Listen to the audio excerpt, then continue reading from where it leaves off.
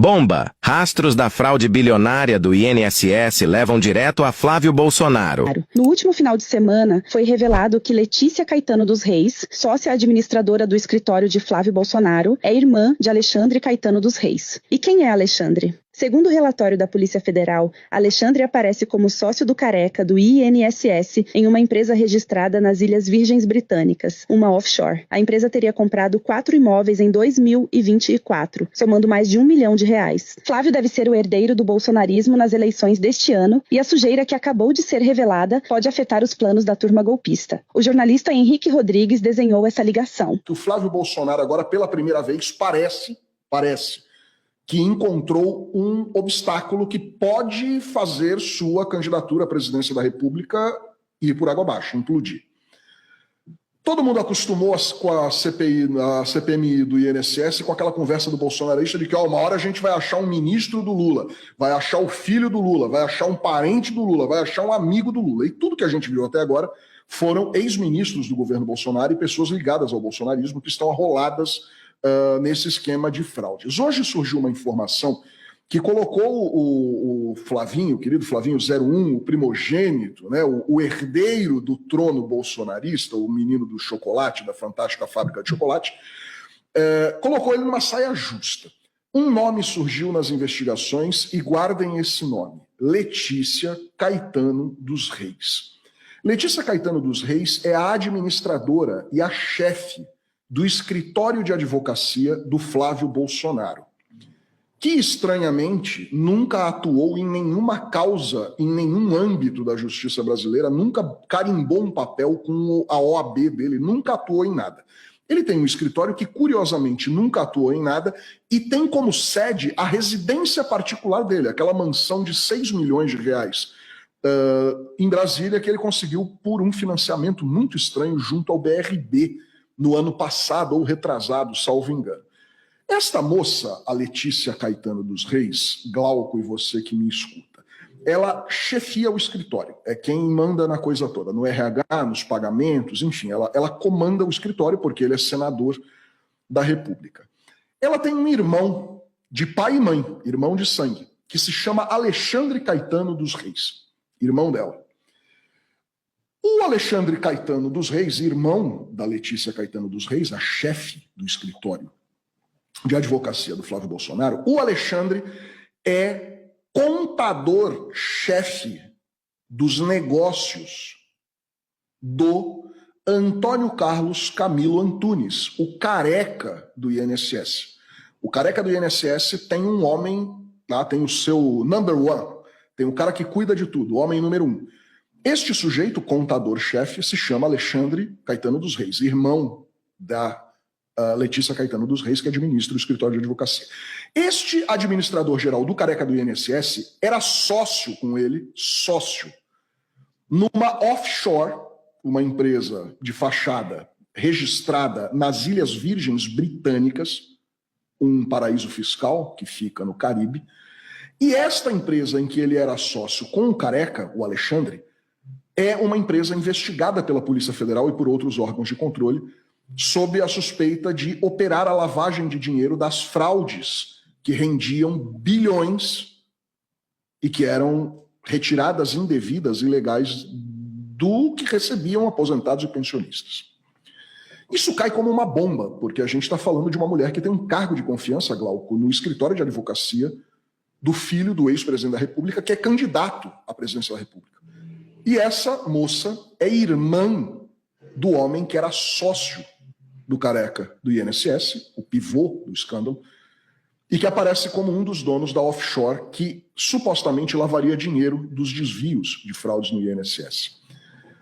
Aí alguém vai falar assim, mas isso implica o Flávio em quê? Eu não sei no que implica o Flávio, mas como eu disse num corte que vai ao ar hoje às 22 horas nas redes, o mundo parece muito pequeno, né, Glauco? O mundo é um ovo. E quando a gente fala de CPMI do INSS, parece que o mundo fica com 10 centímetros quadrados O caso já respingou no Congresso, com o senador sendo alvo de pedido de convocação na CPMI por essa ligação suspeita. O requerimento é do deputado Rogério Correia, que anunciou nas redes que chegou a vez e a hora de Flávio Bolsonaro. Ele não foi o único a comentar o assunto. Pastor Henrique Vieira afirmou que o escândalo expõe mais uma vez o modo de operação do bolsonarismo, moralismo no discurso público e negócios obscuros nos bastidores. Segundo ele, abre aspas, essas conexões com Flávio revelam o uso de estruturas do Estado para atender interesses privados. Não é um fato isolado, é parte de um projeto político que atacou a Previdência, enfraqueceu o INSS e abriu caminho para atravessadores, fraudes e corrupção. Quem dizia combater o sistema ajudou a desmontá-lo e agora aparece orbitando seus esquemas. A CPMI volta aos trabalhos nesta quinta-feira, dia 5 de fevereiro, e promete esquentar. E como tática bolsonarista, não demorou para que a oposição lançasse uma cortina de fumaça, tentando desviar o foco desse escândalo envolvendo o clã Bolsonaro. A tentativa deles é mirar Fábio Luiz Lula da Silva, o Lulinha. Leonel Brizola Neto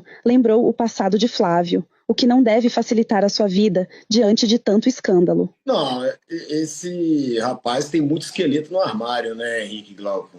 Não resiste uma abertura. Agora, quero saber, há que se perguntar por que o Ministério Público no Rio de Janeiro, né, não conseguiu ir tão a fundo. As evidências são gritantes. Queiroz, Adriano, milícia, o sócio de uma loja de chocolate complicadíssimo, muito obscura. Né?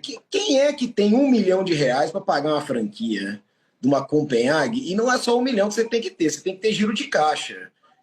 Você precisa ter um bom giro de caixa. Como é que foi dado isso aí? É muito obscuro, né? Aí aparece também a figura do Gilmar Mendes para intermediar aqui com o Ministério Público, toda essa relação espúria dele, de peculato, né? Então é uma figura muito complicada, eu entendo, o Flávio Bolsonaro, né? Que, aliás, é o que é a família toda, né? Eu entendo, é um escárnio esse cidadão ser candidato a presidente da República, escárnio maior ainda para a historiografia brasileira se ele chegar no segundo turno. Quando os trabalhos da comissão encerraram no ano passado, não restou dúvidas da participação do governo anterior no esquema. A chegada de informações que colocam Flávio no meio dessa teia abrem um novo capítulo para nomear quem realmente roubou os aposentados. Eu pretendo demonstrar com provas, com documentos, a verdade sobre esse escândalo. É verdade que existem notícias sobre irregularidades no INSS de muito tempo.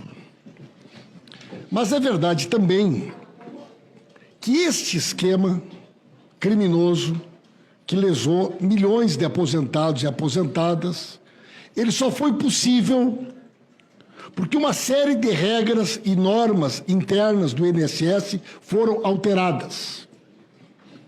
E estas normas e estas regras todas foram alteradas durante o governo Bolsonaro. Se estas regras não tivessem sido alteradas, esse escândalo seria impossível. E eu vou demonstrar isso, presidente. E a primeira que eu vou demonstrar é essa falácia da MP que estabeleceu 1 ano para renovação. É verdade. Só que depois eles mandaram outra, na Covid, botando 3 anos para renovação. E no final do governo, em dezembro, com o jabuti do Luiz Miranda, o Bolsonaro sancionou uma lei que acabou com a necessidade de revalidar a autorização. Então, quando nós assumimos o governo, em janeiro, a lei em vigor, que foi sancionada pelo Bolsonaro em dezembro, antes de fugir para os Estados Unidos, havia acabado com a renovação. Então, o governo Bolsonaro acabou com a necessidade dos beneficiários autorizarem e renovarem. Esse é fato, isso é verdade, isso é decreto, isso é lei. Eu não vim aqui para fazer disputa política nem disputa de narrativa. Eu vim aqui para demonstrar com documentos e provas, com decretos e portarias e medidas provisórias, aquilo que a população brasileira já sabe. Tudo o que aconteceu e este escândalo de caráter industrial que lesou bilhões de reais de aposentados e aposentadas, só foi possível porque durante o governo Bolsonaro todas as travas de fiscalização foram destruídas.